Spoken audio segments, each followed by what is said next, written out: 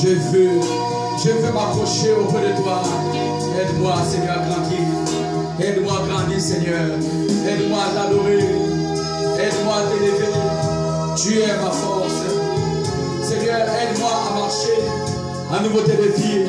Tu es là auprès de moi. Alléluia. Alléluia. Aide-moi, Seigneur, à grandir. Seigneur, ne me laisse pas me perdre. Viens me fortifier. Donne-moi la vie. Donne-moi la vie, Père. Au nom puissant de Jésus. Ta parole est claire. Que venez à moi. Pour tous qui êtes fatigués, je vous donnerai du repos. Nous avons besoin, Seigneur. Nous avons besoin de ta présence. Nous avons besoin, Seigneur, que tu nous montres le chemin à suivre. Parce que sans toi, nous ne pouvons rien. Aide-nous à t'obéir. Aide-nous à t'adorer. Aide-nous à te glorifier. Parce que tu es là. Alléluia. Merci, Jésus. Saint-Esprit, tu es là.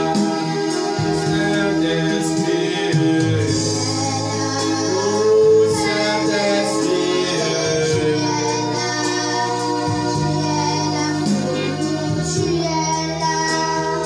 Saint-Esprit,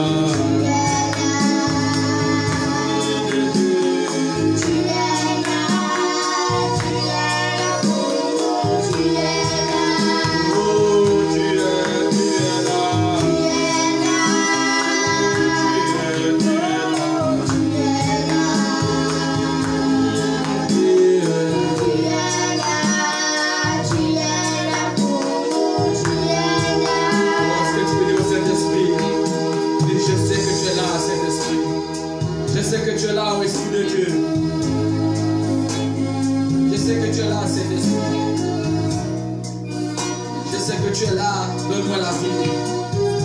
Seigneur, viens me restaurer. Esprit de vérité. Esprit de Dieu, ouvre mes yeux, Seigneur. Dans ce temps de la fin, accorde-nous la révélation de ta parole. À toi, la gloire et la puissance. Tu règnes au milieu de nous. Viens, Esprit de Dieu. Viens, Seigneur. Nous avons besoin de toi. Oh, gloire à toi. Gloire à l'Esprit de Dieu.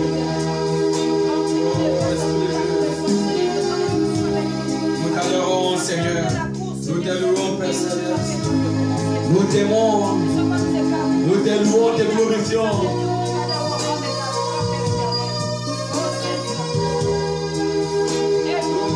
Tu es là. Tu es là. Esprit de Dieu. Nous détruisons toute attaque. Nous détruisons tout esprit de confusion sur la terre. Nous brisons le monde des ténèbres autour de nous. Seigneur, tout ce qui nous combattent, au nom puissant de Jésus, par ta volonté, par ta parole, nous pouvons triompher. Oh Seigneur, au travers de toi, Seigneur, nous avons la capacité de nous ressourcer. Béni sois-tu. Sois glorifié. Sois glorifié, Père. Alléluia. Nous t'adorons, Saint-Esprit. Alléluia.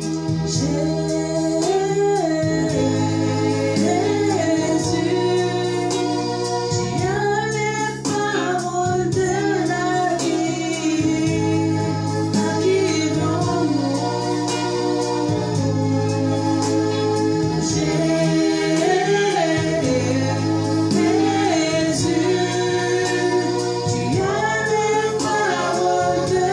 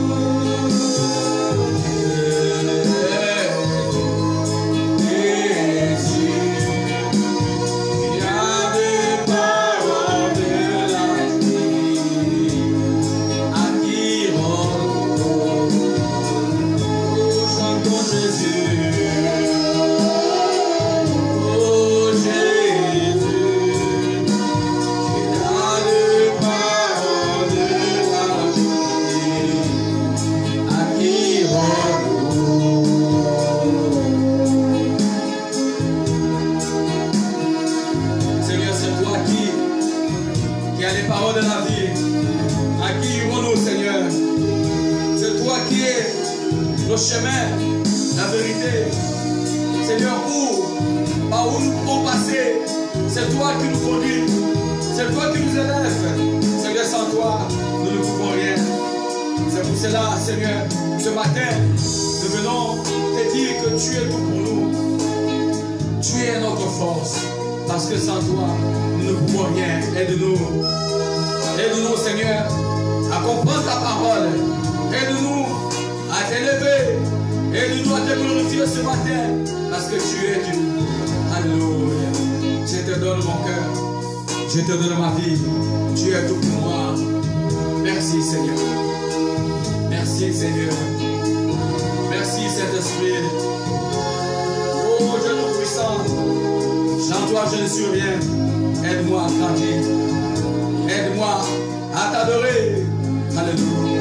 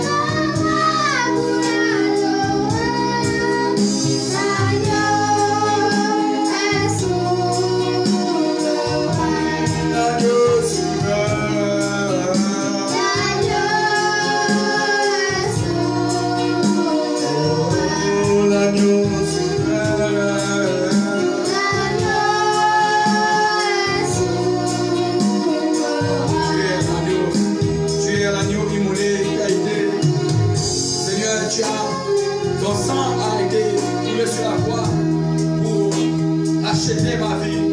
Oh Seigneur, tu m'as donné la vie. Tu m'as purifié. Tu as restauré mon âme. Alléluia. Je vais te dire merci ce matin.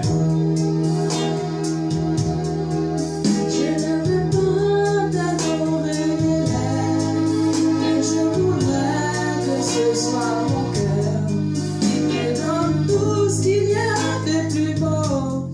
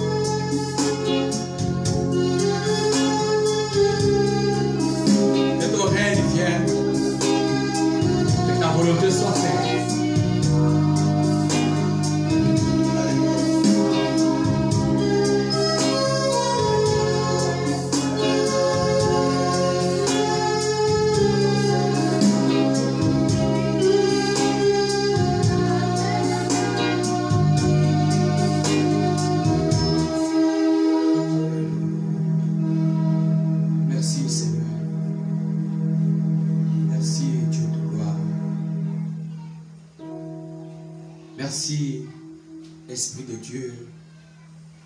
Merci pour ton règne. Nous t'adorons, Seigneur.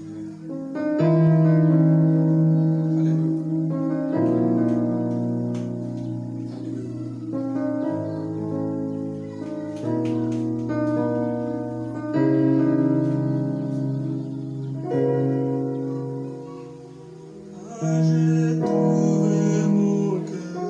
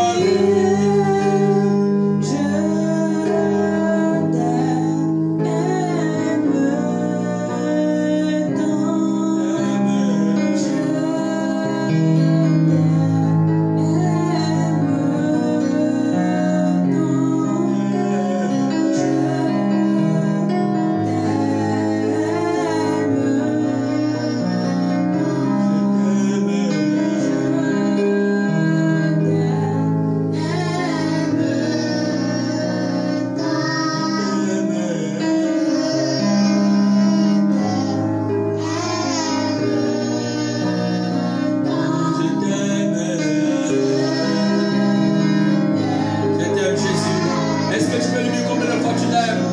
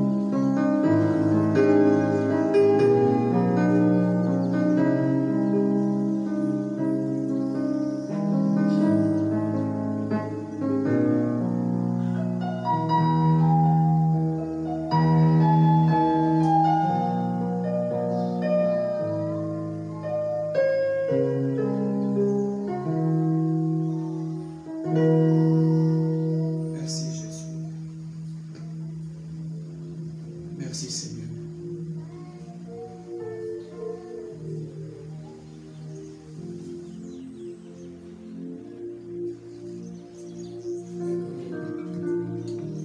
Merci Seigneur.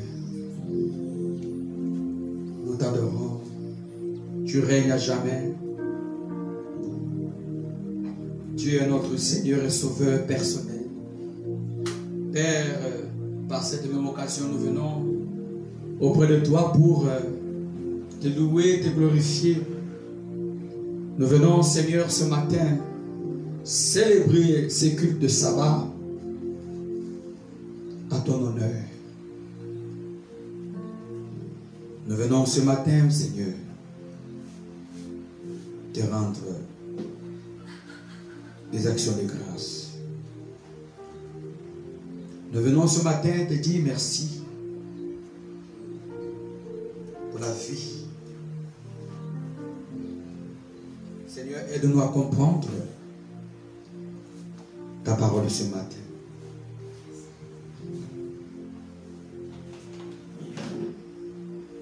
Nous avons besoin de toi. Nous avons besoin de toi, Père. Tu as dit dans ta parole que tu ne laisseras pas orphelins et tu nous enverras le consolateur. Celui qui viendra gouverner, celui qui va prendre le contrôle de nos vies. Seigneur, dans ce temps de la fin, nous avons plus besoin de toi. Dans ce temps de la fin, nous avons plus besoin de toi.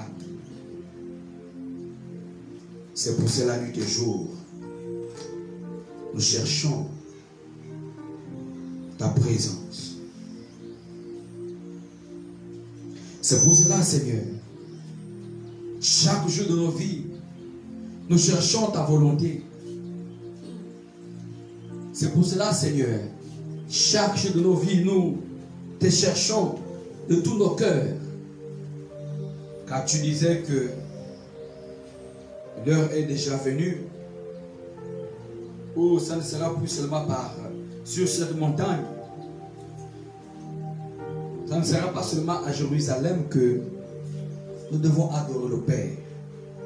Car tu as dit que l'heure est déjà venue où le Père cherche les vrais adorateurs qui doivent l'adorer en esprit et en vérité.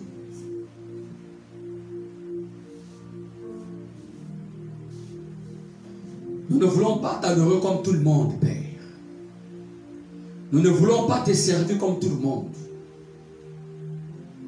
C'est pour cela que toujours nous cherchons ta face, ta présence, ton inspiration, ta révélation. Car tu disais autrefois que mon peuple périt faute de connaissance. Seigneur, nous ne voulons pas seulement nous accrocher à une religion ou à une quelconque dénomination. Car tu n'es pas une religion. Tu es la vérité authentique de l'évangile. Seigneur, tu n'es pas une tradition ou le commandement d'homme, mais tu es la pure et réelle vérité. Car tu déclares que la lumière étant venue dans le monde, mais les hommes ont préféré les ténèbres parce que les œuvres étaient mauvaises. C'est ce que nous voyons, c'est ce que nous constatons, c'est ce que nous vivons sur cette terre. Les gens préfèrent les ténèbres au lieu de la lumière. Les gens préfèrent vivre le mensonge au lieu de vivre la vraie vérité de l'évangile. Tu as dit à Pierre, Pierre, sur toi je bâtirai mon église. Et que les séjours de mort ne pourront plus prendre autorité, n'auront plus la capacité, la force de te dominer. Seigneur, aide-nous. Prends le contrôle de cet enseignement, Seigneur. Prends le contrôle de ce que nous ferons ce matin. Qu'au travers de ta parole, qu'au travers de cet enseignement, que celui qui ou celle qui est à l'écoute, que tu confirmes, quand tu déclares que tu veilles sur ta parole pour l'accomplir. Car tu nous as donné les commandements pour que nous puissions les observer. Tu nous as donné certains types de lois pour que nous puissions mettre en valeur, pour que nous puissions valoriser tes instructions, pour que nous puissions mettre en valeur ta parole. Pendant plusieurs années, tu avais caché ton identité. Tu avais caché certainement tes plans. Mais à un moment donné, tu as réfléchi. Puisque l'homme que tu as créé avait du mal à te suivre, avait du mal à t'obéir. Chacun suivait sa propre voie. Depuis la descendance, depuis le péché d'Adam. Lorsque tu fus chassé, Adam du jardin, lorsqu'il pécha contre toi, l'homme avait choisi plusieurs chemins. Mais il a fallu le temps que tu te révèles ce que tu es en réalité.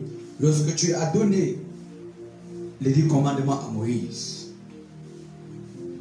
Selon Exode chapitre 20. Oh Dieu, tu es plus réel que la réalité elle-même.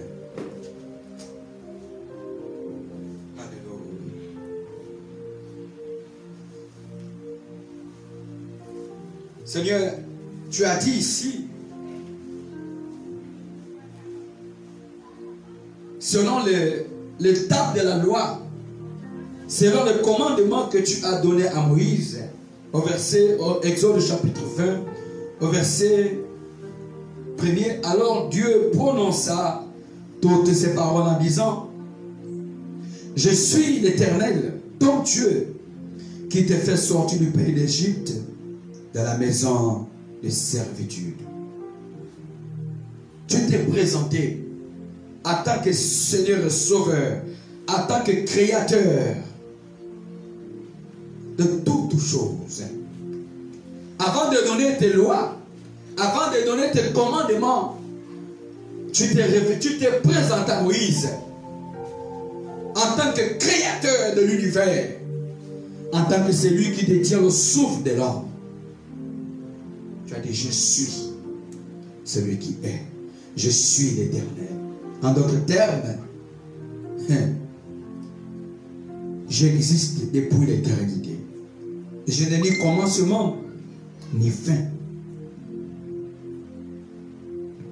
Au nom de Jésus-Christ. Aide-nous à comprendre les mystères cachés derrière le commandement que tu nous révèles. Aide-nous à comprendre les mystères cachés, la révélation sur certains types de lois. Tu ne les as pas inscrites sur les tables de la loi.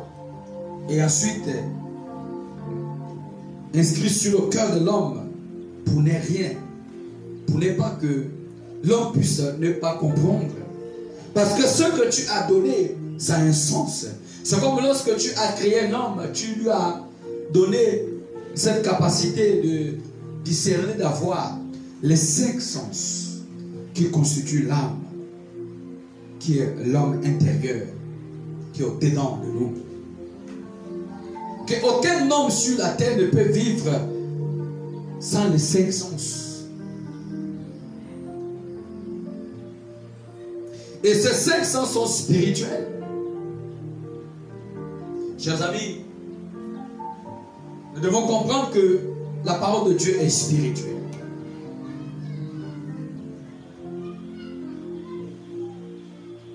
Que le Seigneur t'aide à comprendre. Que le Seigneur nous aide à comprendre certains types de lois.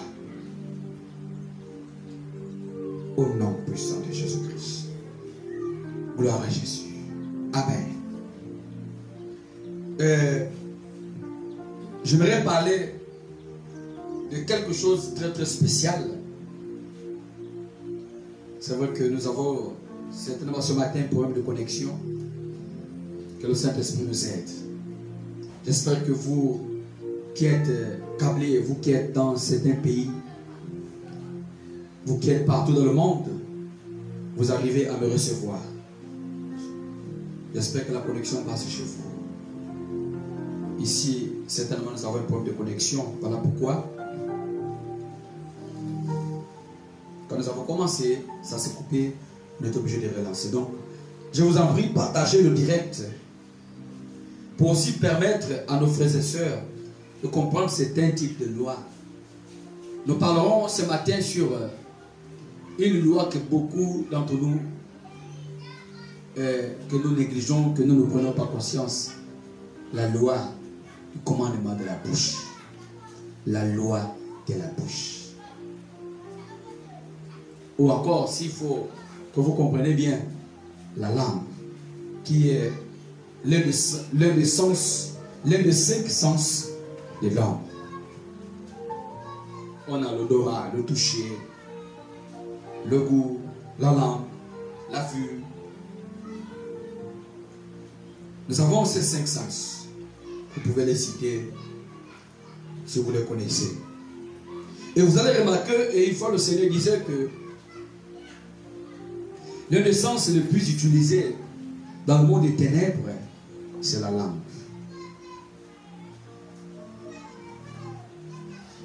L'un des sens les plus utilisés que Satan utilise plus, c'est la langue. Que nous connaissons tous, le goût en fait, la langue ou le langage. Maintenant, nous allons comprendre, vous allez remarquer que la langue est cachée à l'intérieur de la bouche. C'est tellement protégé. Il y a la langue, il y a la vue, donc les yeux. Ces 2 sens-là, Satan utilise plus beaucoup. Donc, lorsqu'on parle de loi, c'est ce que Dieu attend et s'est proposé par ses créatures qui caractérise par la sainteté, l'amour et l'ensemble de prescriptions qui devraient gouverner la vie des Israélites. Enseigné, expliqué dans le livre du Lévitique en particulier. Lorsque le Seigneur s'est révélé, il a commencé à révéler ses lois, ses commandements, parce que c'est par les commandements que nous avons la capacité de connaître les lois. Les lois sont tirées du commandement. Donc nous devons comprendre ce principe. Et aucun pays au monde ne peut fonctionner sans une loi. Aucun pays au monde ne peut fonctionner, ne peut survivre, ne peut subsister sur cette terre sans avoir une loi. Ou encore une statue. Ou encore, comment on appelle ça? C'est un nom là, j'ai oublié le nom. Tous les pays au monde ont établi certaines règles, ont établi certaines lois. Lorsque les gens disent que nous, on ne peut plus observer les lois, que Christ abolit toutes ces lois, qu'on n'a plus besoin d'observer la loi, on n'a plus besoin d'observer l'Ancien Testament, parce que l'Ancien Testament fait partie de la loi. Quand nous lisons bien les écrits, la Bible dit que Jésus a dit: je ne suis pas venu pour abolir la loi et les prophètes, mais je suis venu les accomplir. Et certaines personnes n'arrivent pas à faire la différence entre les lois cérémoniales et les commandements que Dieu a donnés. Quand nous lisons Exode chapitre 20, la Bible dit que tu ne tueras point. Tu ne diras point de faux témoignages contre ton prochain. Tu ne feras pas ceci. Tu ne feras pas cela. Pourquoi certaines personnes n'ont pas cette force-là d'aller tuer? Ou encore, pourquoi certains chrétiens qui se disent chrétiens, qui disent qu'on n'a plus besoin d'observer la loi, pourquoi ces personnes-là ne doivent pas aller déchirer la parole de Dieu? Pourquoi ces personnes-là utilisent encore l'Ancien Testament sous prétexte pour dire que nous ne sommes plus dans le temps de la loi? Selon eux. Parce que quand on parcourt les écrits de Paul, si tu ne saisis pas la révélation des écrits, tu ne pourras jamais comprendre. Parce que nous avons plus de 36 lois. Et par la grâce de Dieu, nous aurons la possibilité de développer au fur et à mesure. Donc je disais tout à l'heure que ce matin, je veux me positionner sur la loi de la bouche. Donc lorsqu'on parle de la loi, c'est ce que Dieu attend et s'est proposé par ses créatures caractérisées par la sainteté et l'amour, l'ensemble des prescriptions qui devraient gouverner la vie des Israélites, enseignées et expliquées dans le livre de Lévitique en particulier. Donc, rapidement, nous allons voir ici, dans le livre de Somme, chapitre 119. Certainement, vous ne serez pas d'accord avec moi, mais je suis là pour dire ce que je sais, ce que l'Éternel m'a révélé, ce que le Seigneur m'a dit. Que, comme certaines personnes, je reviendrai là-dessus, qui disent que nous sommes plus sur dans le temps de l'ancienne alliance, qu'on n'a plus besoin, on n'est plus dans le temps de l'ancienne alliance, on est maintenant dans la nouvelle alliance. Mais je vais vous annoncer ce matin que l'ancienne alliance et la nouvelle alliance est d'actualité. C'est comme les deux pieds. aucune personne ne peut marcher avec un seul pied. Parce que l'Ancien Testament et le Nouveau Testament constituent l'ensemble de la parole de Dieu. C'est l'ensemble de la Bible. Je vais revenir sur cet enseignement pour vous donner quelques explications par rapport à l'ancienne alliance et aussi à la nouvelle alliance. Donc, Somme chapitre 119 à partir du verset 59. Somme chapitre 119 à partir du verset 59. Si le temps nous permet, on va quand même avancer. Si ce n'est pas le cas, on va revenir là-dessus prochainement, par la grâce du Seigneur.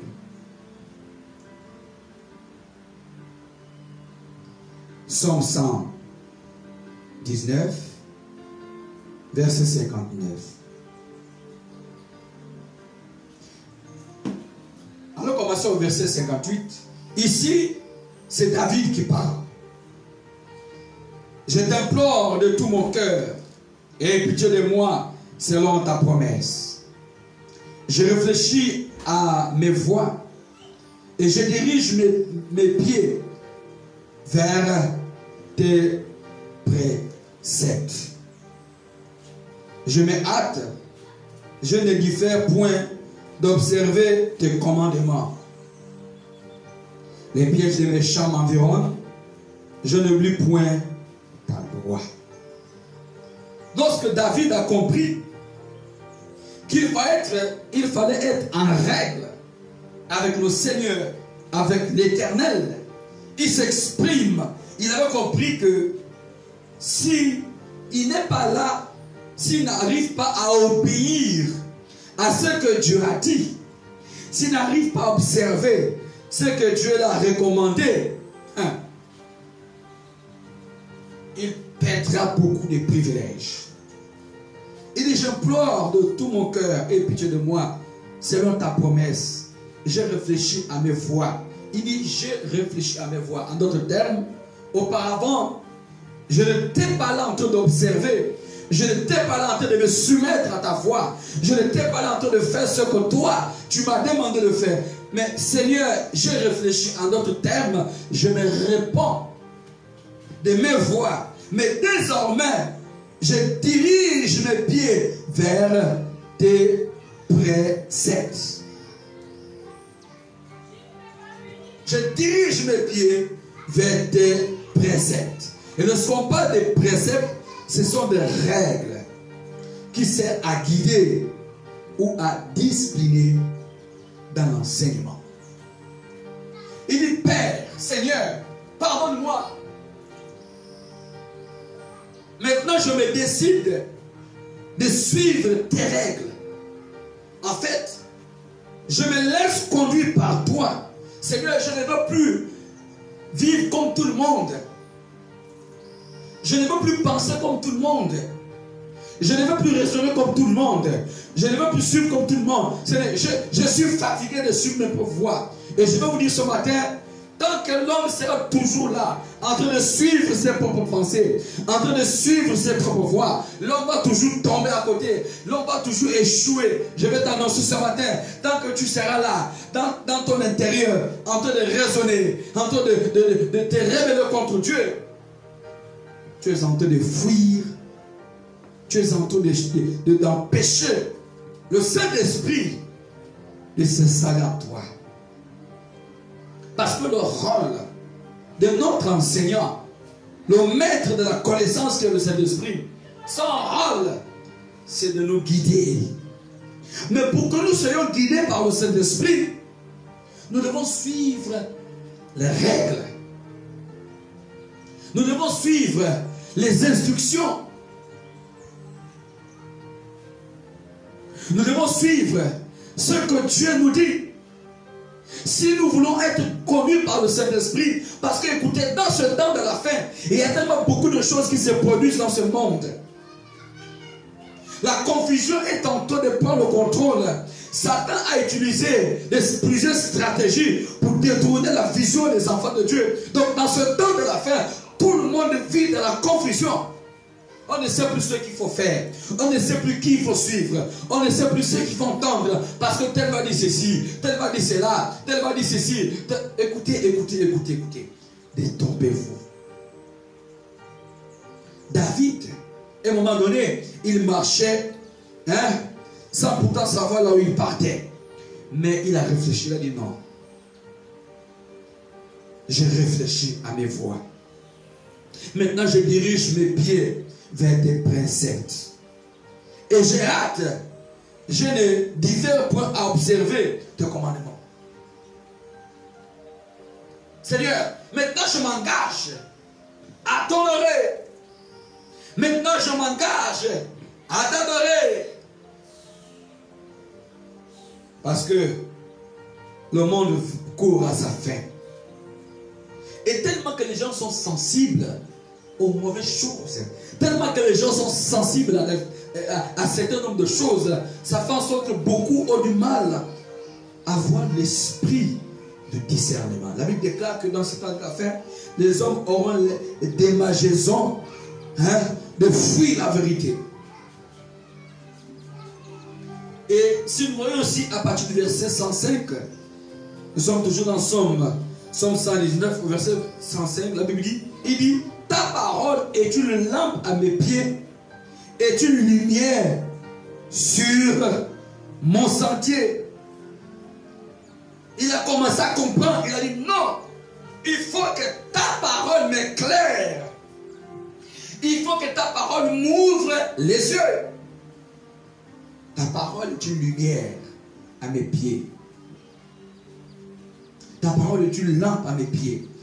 Écoutez, la seule chose qui peut éclairer l'homme, la seule chose qui peut guider l'homme de ses mauvaises voies, la seule chose qui peut guider l'homme de ses mauvaises actions, c'est la parole de Dieu. Si tu ne te laisses pas guider par la parole de Dieu, mais tu vas te laisser guider par les hommes, tu vas toujours faire des choses que les hommes font. Et qu'est-ce qui va arriver après? Tu vas te casser le nez, tu vas t'affaiblir, tu vas te décourager et en fait, tu ne vas rien comprendre parce que l'homme ne pourra rien t'apporter. Il ne va rien te donner. Les hommes ne peuvent rien te donner. C'est lui qui peut te garantir le salut du ciel. C'est lui qui peut te donner la vie éternelle. C'est le Saint-Esprit. C'est Jésus-Christ de Nazareth. C'est ça lui que tu dois suivre. C'est lui que tu dois honorer. Je vais dire, c'est lui que tu dois honorer. C'est lui que tu dois obéir.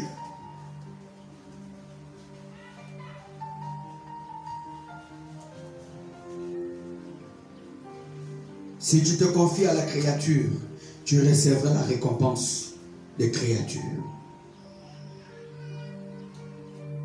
Donc lorsqu'on parle des règles, c'est comme lorsqu'un enfant va à l'école, va croiser un professeur. Le professeur donnera des cours à l'enfant. Écoutez, c'est la même chose avec la parole de Dieu. C'est la même chose avec le Saint-Esprit parce qu'il est là. S'il n'établit pas certaines règles, s'il n'établit pas, ça n'a rien à voir avec le judaïsme. Ça n'a rien à voir avec les coutumes juives. Parce que les coutumes juives, ce sont des choses qui sont données par des hommes. Ce sont les hommes qui décident. Lorsqu'on parle de judaïsme, on parle des coutumes des juifs. Ça veut dire que ce sont des choses que les hommes décidaient. Il ne faut pas toucher ceci, il ne faut pas toucher cela. Et même nous, aujourd'hui, nous avons nos coutumes. Mais nos coutumes n'ont rien à y voir avec la parole de Dieu. Nous ne pouvons pas mélanger les choses entre nos coutumes, les choses qui viennent des hommes et la parole de Dieu. Voilà pourquoi on parle de judaïsme. C'était des coutumes juives. C'est ce que les Juifs aimaient faire. C'est ce qu'ils faisaient. Et c'est pour cela que Jésus était tout le temps fâché avec les pharisiens et les scribes. Parce qu'ils étaient là, en fait, lorsqu'ils avaient la connaissance de la Torah, ils étaient là en train de mélanger des choses. Et ils introduisaient les coutumes juives dans la parole de Dieu. C'est ce qui crée souvent beaucoup de confusion. La tradition juive n'a rien à y voir avec les commandements que Dieu a donnés à son peuple.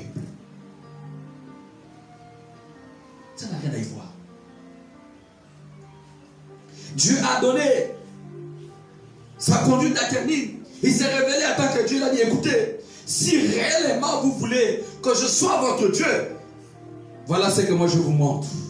Voilà ce que je suis. Voilà mes limites. Voilà ce que vous devez faire. C'est comme un père qui vit dans la maison. Il doit certainement donner des instructions. Il doit certainement donner, on va dire ça comme certaines règles. Il va dire à ses enfants, écoutez, ici c'est moi le père. Donc, tout le monde doit faire ce que je dis. Une maison sans ordre, ce n'est pas une maison. Les pères et les mères de famille savent de quoi je parle. Tu ne peux pas conduire tes enfants, tu ne peux pas enseigner tes enfants si tu n'établis pas certaines choses, si tu n'établis pas certaines règles. Mais pourquoi les gens font la différence? Pourquoi les gens mélangent les choses entre certaines règles et comment on appelle ça, et les coutumes juives? Lorsqu'on parle de coutumes, c'est des choses que les hommes eux-mêmes ont créées. Mais ici, il est question de la parole de Dieu. Il est question du commandement de Dieu. Il est question de ce que Dieu a dit à son peuple. Parce que ce que nous sommes en train de dire ici, tout est caractérisé par l'amour et la sainteté. Les lois et les commandements que Dieu a donnés à son peuple, quand vous saisissez la révélation de ça, vous allez comprendre que ces choses-là sont accompagnées de l'amour et de la sainteté. Parce que Dieu révèle son niveau de sainteté à une partie de l'homme. Il dit, écoute mon frère, écoute mon fils, si tu veux être comme moi, si tu veux entrer au ciel, voilà ce que je te suggère. Marche comme je veux. Marche comme je veux. Si tu marches comme je veux, voilà ce que je ferai en toi. Aucun enfant de Dieu ne peut entrer au ciel sans pourtant se soumettre à ce que Dieu dit. Aucun enfant ne peut entrer au ciel sans pourtant se positionner à ce que Dieu dit. Tu ne peux pas entrer.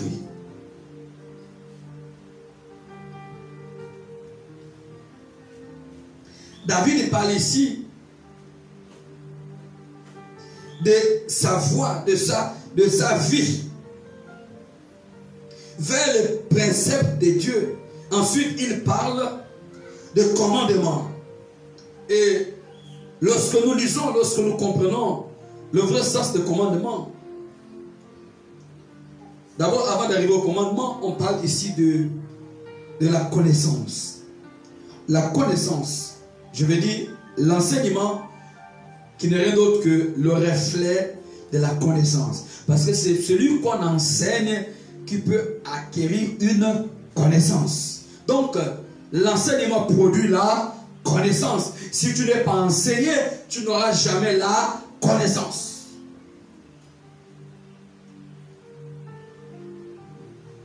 Donc, l'enseignement, la parole de Dieu nous donne la connaissance de l'évangile de Dieu.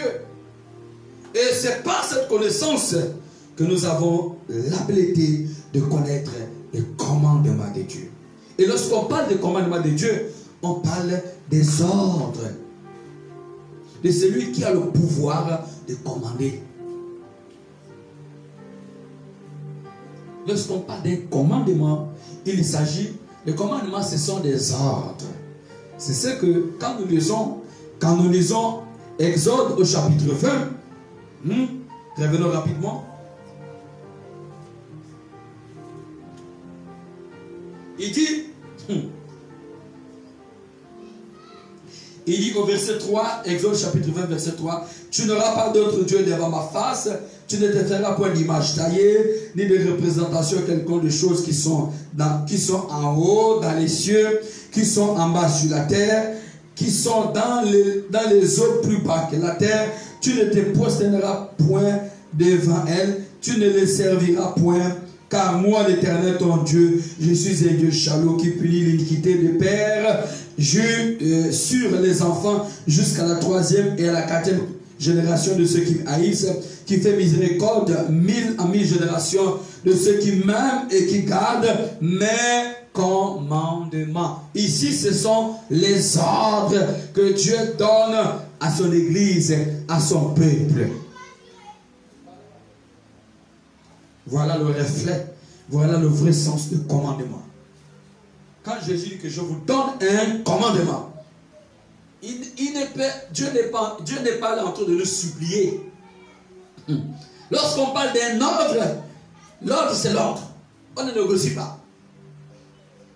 Pour de corps habillés, ceux qui ont fait l'armée, ils peuvent comprendre ce que je dis. Lorsqu'on parle d'un ordre, lorsque le chef a déjà donné un ordre, tout ce qui te reste à faire, c'est exécuter. Amen. Amen. Amen. Amen. Tu ne négocies pas. C'est oui ou c'est non. Tu fais.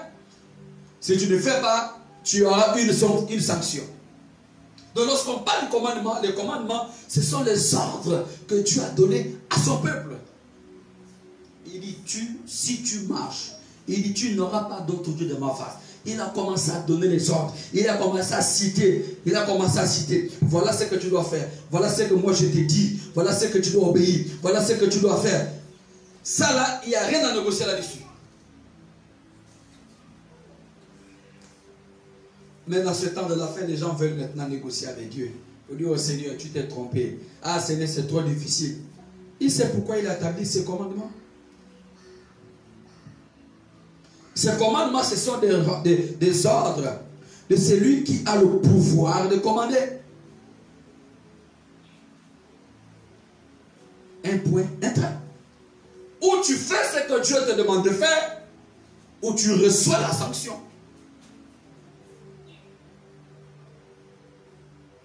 Ah, Jésus, aide-nous. Matthieu chapitre 22. Nous sommes toujours dans le cadre de la loi de la bouche. Il y a un passage qui dit que la bouche qui parle beaucoup ne manque point de péché. Pour ceux qui ont déjà certainement suivi le témoignage du pasteur Abraham qui parle qu'une fois, quand il était mort, quand il est arrivé à la porte du ciel, et je lui ai fait grâce d'entrer dans une salle. Et la salle à laquelle il était, c'était la salle des vaines paroles. Faites très attention. Tout ce que vous dites, tout ce que vous prononcez, tout ce que vous libérez dans vos bouches, tout est noté. Il y a un ange. Chacun d'entre nous, nous avons un ange devant nous pour noter tout ce que nous disons. Que ce soit en bien, que ce soit en mal, cet ange, son rôle, c'est noter. Il ne négocie rien, il note tout ce qui sort de ta bouche. Ça veut dire que si tu ne prêtes pas attention, si tu ne fais pas attention, tu peux être jeté en enfer à cause de ta bouche, à cause de ta façon de parler. Parce que si tu n'observes pas, si tu ne respectes pas la loi de la bouche, tu peux être condamné. La loi de la bouche est aussi dangereux comme les autres types de lois que vous connaissez. Et nous allons les citer par la grâce du Seigneur. Je lisais tout à l'heure Matthieu chapitre 22.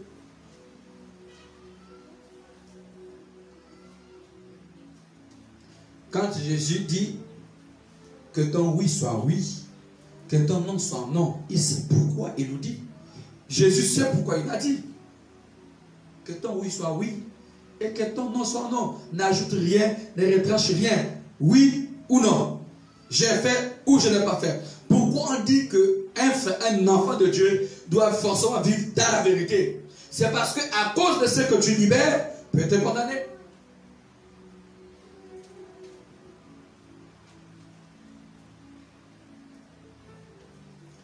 Tes propres paroles peuvent te juger et aussi peuvent te condamner.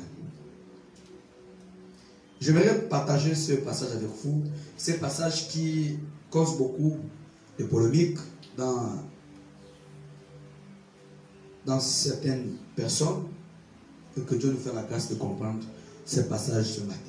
Matthieu 22.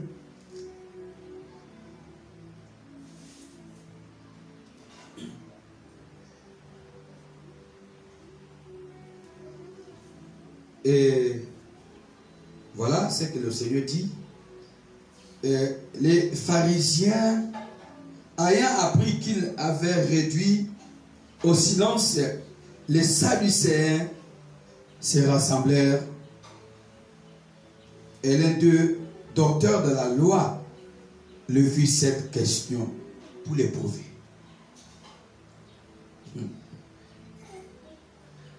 Et c'est ce type d'esprit que nous avons, que nous voyons aujourd'hui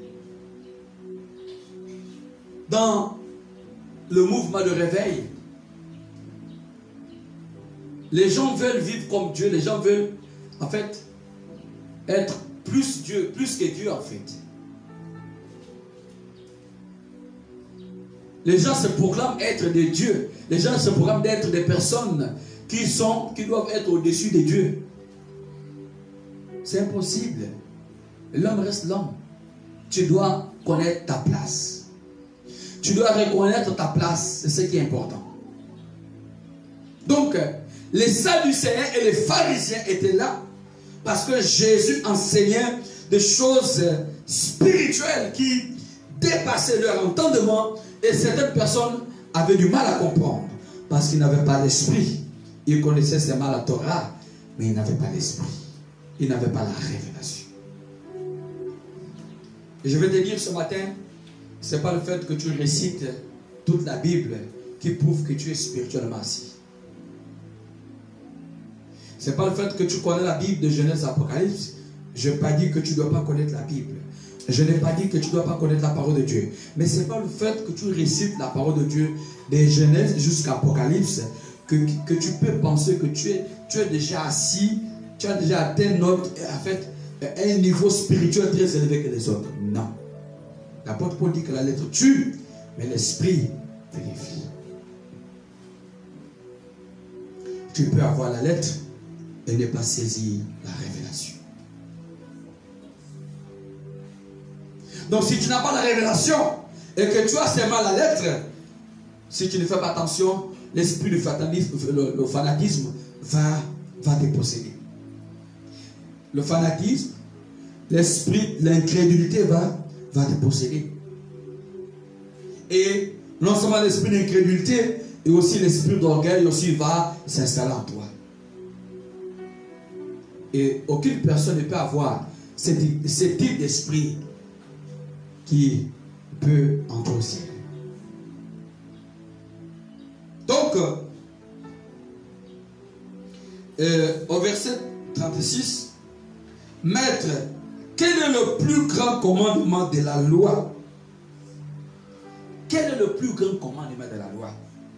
Regardez la question qu'on pose à Jésus. Ils ont écouté Jésus enseigner. Ils ont écouté Jésus parler des choses spirituelles, les mystères cachés. Ils viennent pour dire, mais Seigneur, nous voulons savoir quel est le plus grand commandement.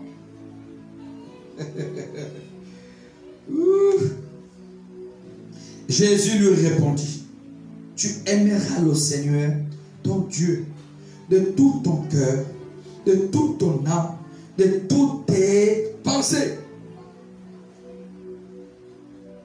Et c'est ce que nous avons lu dans le début, que lorsqu'on parle de la loi, c'est ce que Dieu s'est proposé à son peuple. C'est ce que Dieu a révélé à son peuple. Et nous avons expliqué, nous avons dit que ce type de loi, donc la loi et ce qui caractérise la loi, c'est quoi? C'est la sainteté et l'amour.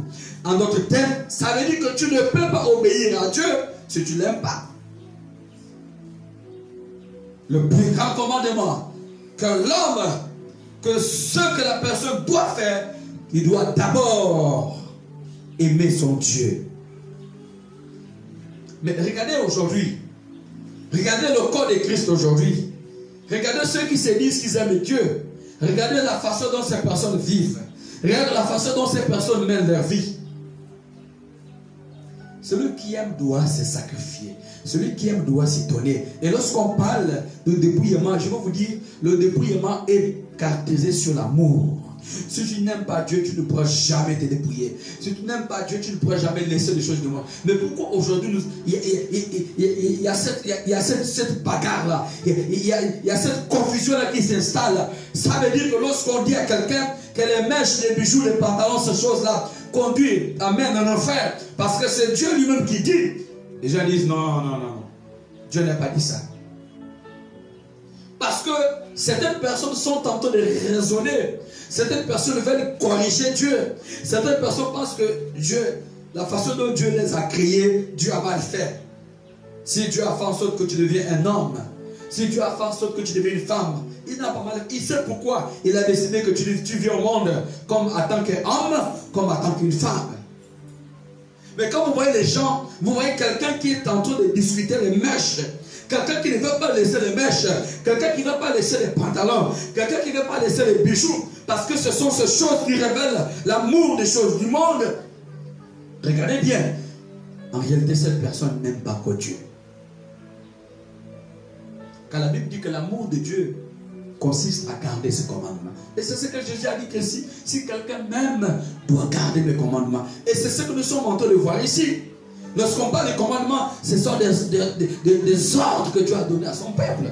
Si tu aimes Dieu, voilà le plus grand commandement. D'abord, ton amour, ta fidélité, ta sainteté doit être positionnée d'abord sur Christ. Toutes ces questions d'amour. Si tu n'aimes pas, tu ne pourras jamais t'engager. Si tu n'aimes pas, tu ne pourras jamais obéir. Pourquoi nous avons du mal à faire certaines de choses? Parce que nous n'avons pas encore l'amour de Christ. Quand nous avons l'amour de Dieu, frères et sœurs, personne ne peut t'empêcher de le faire. Quand vous voyez quelqu'un discuter contre Dieu, discuter avec Dieu à cause des mèches, hein? À cause des parfums, des bijoux, à cause de l'argent, à cause des choses périssables. Les gens ont du mal à suivre Christ parce qu'ils sont tellement accrochés aux choses du monde. Et ces personnes disent qu'ils aiment Dieu. C'est un mensonge. Si tu aimes Dieu, tu dois garder ce commandement. Quand nous lisons 1 Thessaloniciens chapitre 3, chapitre 3, chapitre 5, verset 23, que le Dieu de paix vous sanctifie lui-même, corps et âme et esprit. Dans ce temps de la fin, beaucoup sont en train de se relâcher. Dans ce temps de la fin, beaucoup sont en train de fuir la vérité de l'évangile. Pourquoi? Sur prétexte que je ne suis pas encore prêt, que Dieu ne m'a pas encore touché. Frères et sœurs, faites très attention. J'étais tout à l'heure, allez, assister à une veillée mortuelle du décès de mon oncle. Je l'ai vu tout aller dans le cercueil tendu. Quelqu'un qui bougeait. Quelqu'un qui faisait tout. Quelqu'un qui marchait. Mais qui est devenu inerte. Qui ne bouge plus. Ça doit toujours nous interpeller. Qu'aujourd'hui a été son tour. Mais demain aussi sera ton tour. Mais le véritable problème, dans quel état que la mort te trouvera? C'est ça le problème. Dans quelle position la mort va te trouver?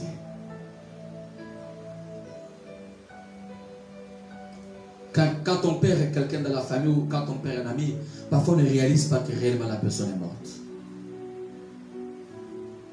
Parce qu'on a toujours l'image de la personne en face de nous, autour de nous.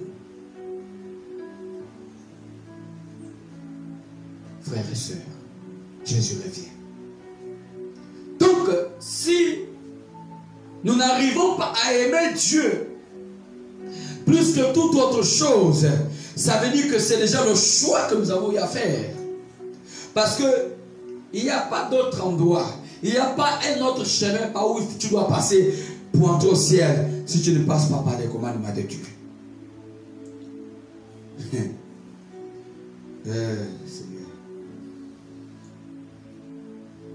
Jésus répondit, tu aimeras le Seigneur ton Dieu de tout ton cœur, de toute ton âme et de toutes tes pensées. C'est le premier et le plus grand commandement. Et voici le second qui lui est semblable. Tu aimeras ton prochain comme toi-même. De ces deux commandements dépend toute la loi et les prophètes. Vous voyez? De ces deux commandements dépend toute la loi. Comme on parle de l'Ancien Testament et le Nouveau Testament, cela constitue toute la parole de Dieu. Maintenant, quand nous avons le Saint-Esprit, lorsque nous tombons sur certains types de lois, le Saint-Esprit doit nous éclairer que là, quand on lit les écrits de Paul, quand vous lisez le livre de Romains chapitre 8, le Romains chapitre 7, vous allez comprendre quand vous lisez par rapport à ce que l'apôtre Paul enseigne, l'Esprit de Dieu doit vous amener à comprendre. Lorsqu'on parle de la loi du péché, de la mort, vous devez savoir qu'on parle de la loi cérémoniale. Tout court. Lorsqu'il disait que j'essaie de faire le bien, mais je n'arrive pas à faire le bien à cause d'une loi, à cause de ceux qui luttent contre moi. Au lieu que j'arrive à faire le bien, mais je me retrouve en train de faire le mal à cause du péché qui est à moi. Lorsqu'on parle de la loi du péché, vous devez automatiquement identifier qu'on parle de la loi cérémoniale. C'est cette loi que Jésus est venu accomplir. C'est cette loi que Jésus est venu pour enlever la loi du péché. Parce que c'est par la loi qu'on a eu la connaissance du péché. Donc, le premier commandement, tu aimeras ton Dieu de tout ton cœur, de toute ton âme, de toutes tes pensées. Et ensuite, le deuxième qui le ressemble, tu aimeras ton prochain comme toi-même. Celui qui aime Dieu, obligatoirement doit aimer son prochain. Mais dans ce temps de la fin, l'amour n'a plus la place dans le cœur de certaines personnes. L'amour n'a plus de place dans le cœur de certains chrétiens. L'amour n'a plus de place dans le cœur de certains enfants de Dieu. Ceux qui se disent enfants de Dieu, ce sont des personnes qui ont des rancunes dans le cœur. Ceux qui se disent enfants de Dieu, ce sont des personnes qui ont des esprits de jalousie. Ceux qui se disent enfants de Dieu, ce sont des personnes qui ont des esprits de la concurrence. Où est l'amour de Christ? Où est le commandement que nous avons reçu? Le premier commandement, tu aimeras ton Dieu de tout ton cœur, de toute âme, de toutes tes forces. Et ensuite, tu aimeras ton prochain comme toi-même. Voilà ces deux commandements qui accomplissent toute la loi. D'abord, Dieu d'abord, ensuite il vient ton prochain.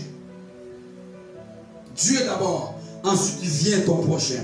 Mais si tu commences à aimer ton prochain plus que Dieu, tu as déjà violé cette loi. Parce que le premier commandement, c'est d'aimer d'abord Dieu et non l'argent, et non tes maisons, et non tes voitures, et non ton travail, et non tes biens, et non tout ce qui est autour de toi. D'abord, tu dois aimer Dieu. Ça veut dire, lorsque tu aimes Dieu, tu dois t'y battre, tu dois te sacrifier pour Dieu, tu dois vivre pour Dieu. Il y a certaines choses que tu es obligé de laisser à cause de l'amour de Christ qui est en toi, à cause de l'amour de Dieu. Tu dois laisser le péché, tu dois laisser le mensonge, tu dois laisser la tromperie, tu dois laisser l'escroquerie, tu dois laisser le vol, tu dois laisser les choses de Jézabel à cause de l'amour de Dieu qui est en toi.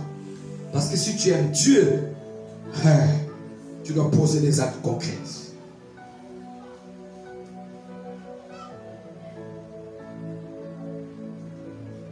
C'est très important. Dieu a fait des recommandations à son peuple envers sa parole. Et cette loi se résume par les deux commandements. nous devons faire très attention avec la loi de la bouche. Elle peut nous condamner. Elle peut nous condamner comme les autres lois si nous la négligeons. La loi de la bouche peut aussi attirer des conséquences comme les autres lois.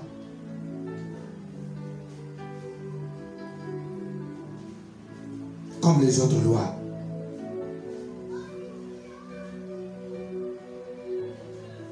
Vous devez savoir que les lois sont spirituelles. Rapidement, 1 Pierre.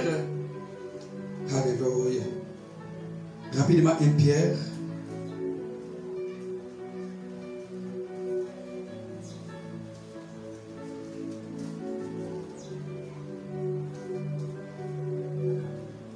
Un Pierre chapitre 3.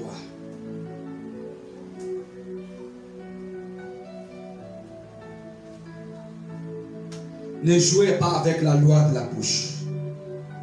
Ne jouez plus avec la loi de la bouche.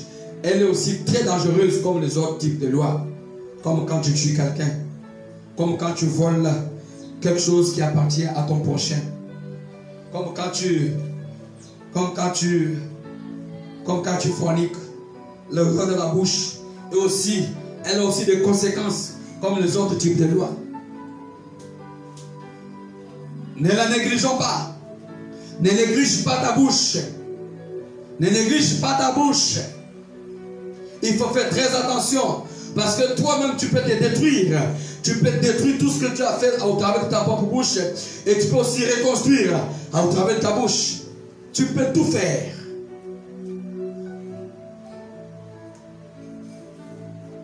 Et Pierre, au chapitre 3, à partir du verset 10.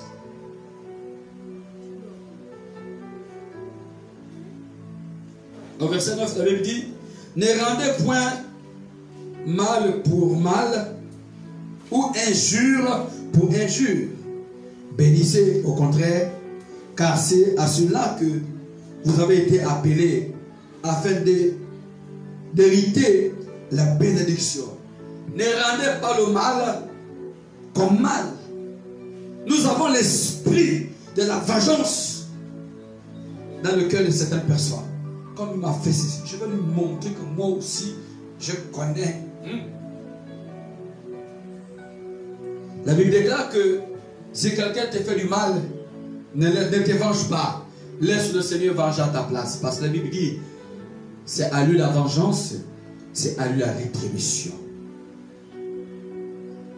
À cause de ce qu'il m'a fait, moi je ne veux pas laisser ça.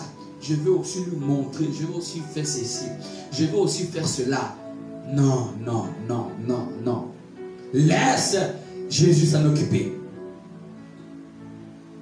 Certainement, il y a des choses que tu as gardées à l'intérieur de ton cœur. Ça fait des années que tu as du mal à pardonner. Mais tous les jours tu adores Dieu. Tous les jours tu vas à l'église. Tous les jours tu fais ceci. Tous les jours tu chantes pour Dieu. Mais ton cœur n'est pas disposé. Tu as de la colère. Tu as de la haine contre quelqu'un. Je vais te dire ce matin, ça ne te sert à rien. Tout ce que tu fais c'est dans l'eau. Apprends à pardonner. Et là, tu aimeras ton prochain comme toi-même. Ne rends pas le mal par le mal. Rends le mal par le bien. Au verset 10. Si quelqu'un en effet aime la vie et voir des jours heureux, qu'il préserve sa langue du mal et ses lèvres des paroles trompeuses. Tu entends ça? Voilà. Voilà la loi de la bouche. Si quelqu'un veut aimer, parce qu'il faut respecter la nature, il faut respecter un certain nombre de choses, tout ce que Dieu a établi. Si tu veux aimer cette vie, si tu veux vivre longtemps sur terre, si tu veux que Dieu t'assiste, voilà ce que tu dois faire. Tu dois éloigner, tu dois préserver ta langue de mal et tes lèvres de paroles trompeuses. Il y a des gens qui vivent dans la tromperie, l'esprit de tromperie.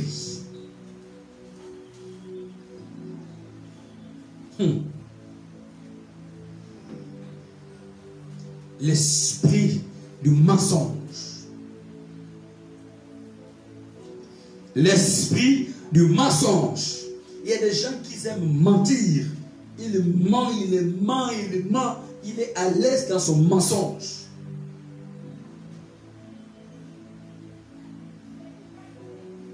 Repentons-nous.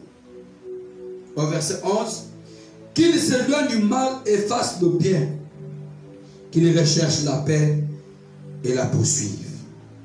Car les yeux du Seigneur sont sur les justes et ses oreilles sont attentives à leurs prières.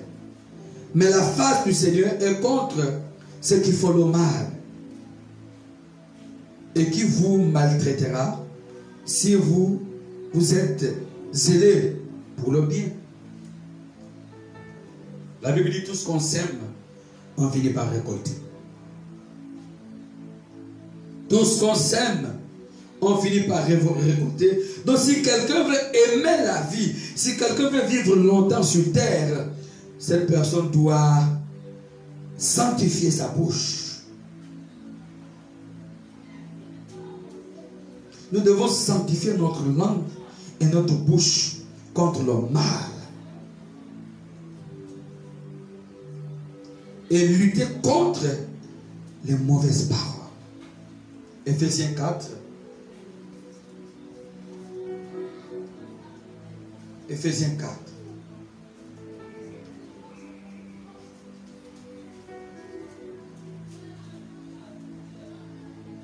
Ephésiens chapitre 4 au verset 29.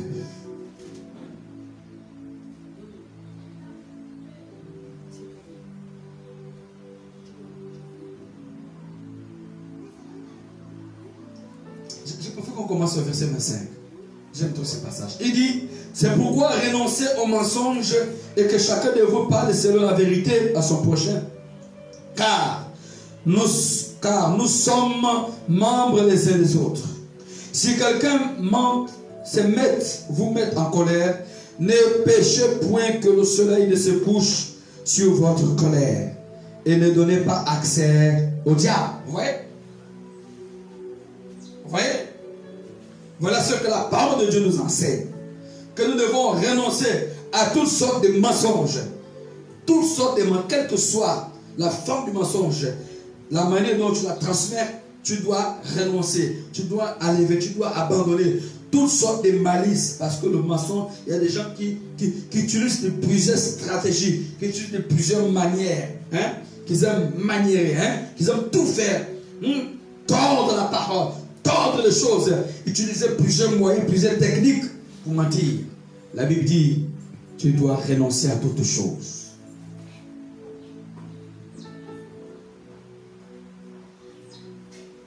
Renoncer à toutes choses. Que si tu te mets en colère, ne laisse pas le soleil se coucher sur ta colère. Il y a des gens qui dorment avec la colère. L'autre t'a fait du mal. L'autre t'a mal parlé. L'autre a fait telle chose. Mais ce n'est pas une raison. Ce n'est pas une raison que tu dois laisser ton cœur se salir. À cause de ce qu'on t'a fait. À cause de ce qu'on t'a fait. Non, tu n'as pas besoin de ça. Laisse tomber la colère. Parce que lorsque tu dors sur ta colère, la Bible dit quoi? Tu es en train de donner accès à ton ennemi. Tu donnes accès à Satan parce que c'est par là où Satan passera pour t'avoir. Au verset 27, ne donnez pas accès au diable, que celui qui dérobait ne dérobe plus, mais plutôt qui travaille en faisant de ses mains ce qui est bien, pour avoir de quoi donner à celui qui est dans le besoin. Qu'il ne sorte de votre bouche aucune parole mauvaise, mais s'il y a lieu, quelques bonnes paroles qui servent à l'édification et communiquent une grâce à ceux qui l'entendent. N'attristez pas le Saint-Esprit de Dieu, par lequel vous avez été scellés pour le jour de la rédemption. Tu entends? qu'il ne sorte aucune de mauvaises paroles de votre bouche.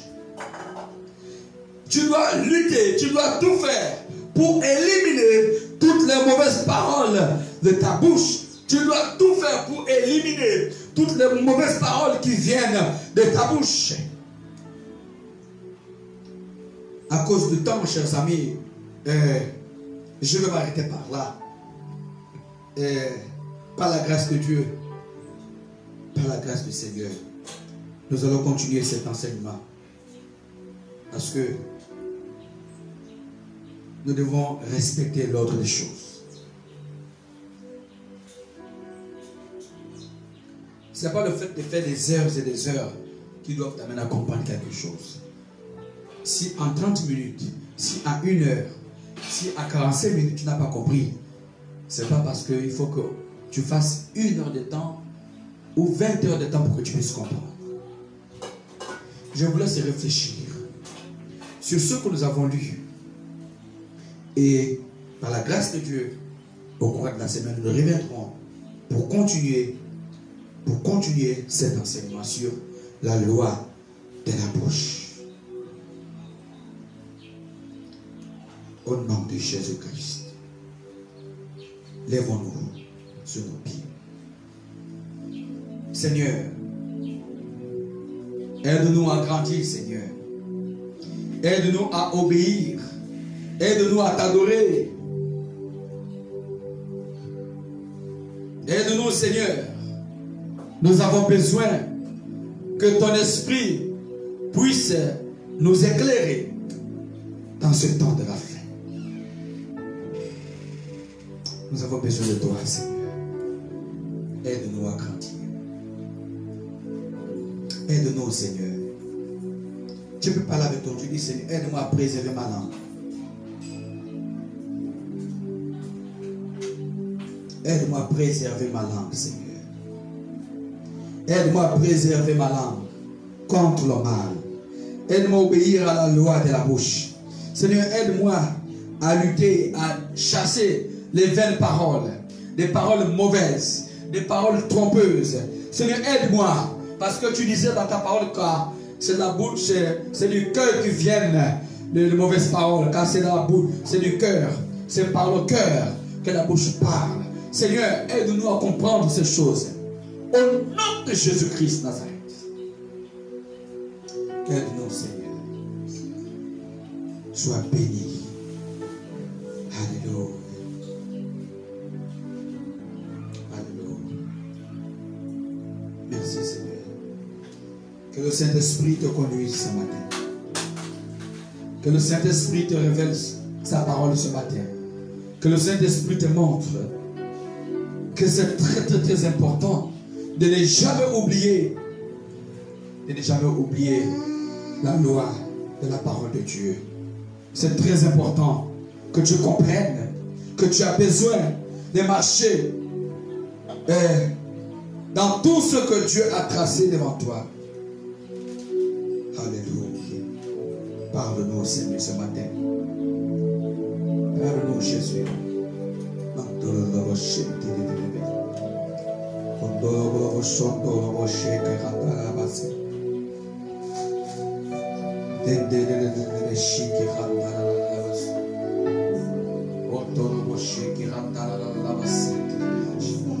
Alléluia. Aide-nous, Seigneur. Aide-nous, Saint-Esprit. Aide-nous, Père. Seigneur, touche nos cœurs. Seigneur, touche nos cœurs. Je prie pour mon frère, pour ma soeur qui m'entend ce matin. Seigneur, amène cette personne à préserver sa langue contre de mauvaises choses, contre de mauvaises paroles. Seigneur, si autrefois cette personne n'avait jamais pris conscience de la gravité de cette loi de la bouche, que par cette loi, elle peut être jetée en enfer. Oh Dieu, je t'en supplie, sanctifie nos bouches, Seigneur. Sanctifie nos bouches. Sanctifie nos cœurs. Sanctifie nos âmes.